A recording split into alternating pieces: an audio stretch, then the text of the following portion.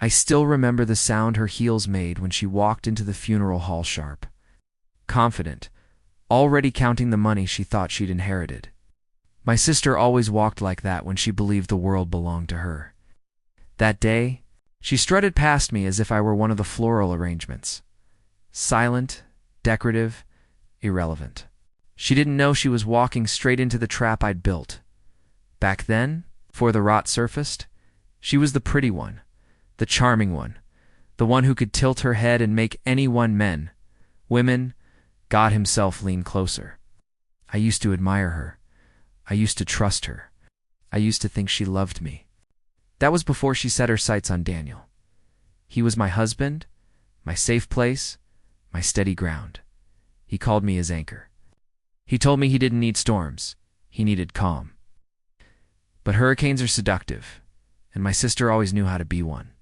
At first, the shift was barely visible, her compliments lingering too long, her questions about our finances disguised as sisterly curiosity. Daniel brushed it off. She's family, he said. She's harmless. Harmless, a funny word. The message that changed everything. It's the night I found out I wasn't even snooping. His phone lit up on the kitchen counter. A familiar name. A message short. Enough to kill me in a single strike. When you're ready, I'm ready. She'll understand eventually. I didn't scream. I didn't cry. I didn't fall apart. I just went quiet. Completely, terrifyingly quiet.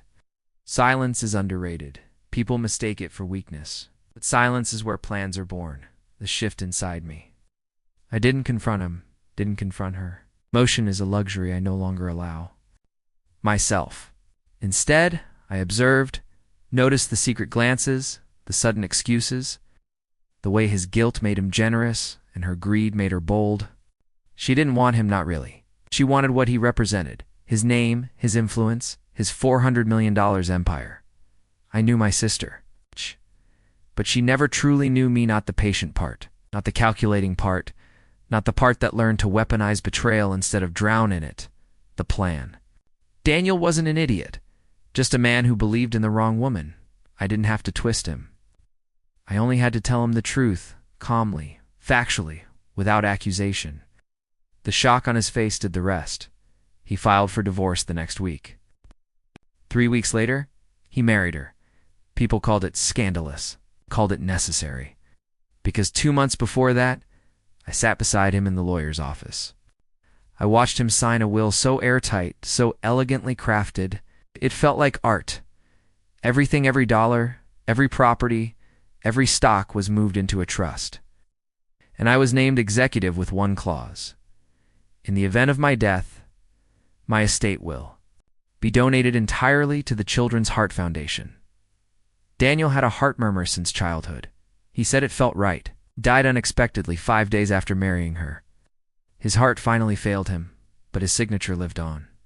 The reading of the will. She showed up wearing black silk and arrogance, sat in front, crossed her legs, and waited for her coronation. When the lawyer said Daniel's assets were not available for inheritance, her smile twitched. When he explained the trust, her jaw tightened. But when he read the final line, Daniel's personal letter addressed directly to Hirsch, she froze.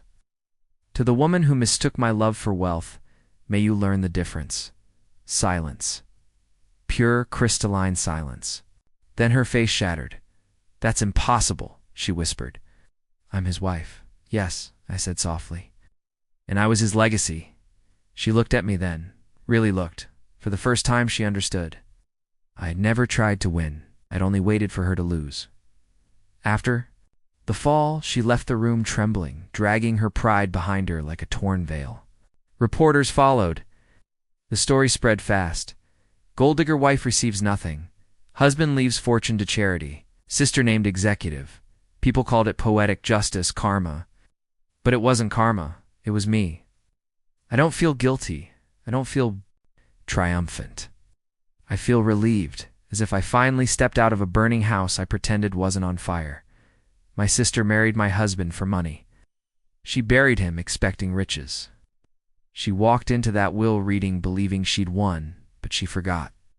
One thing, I don't fight wars loudly. I end them quietly.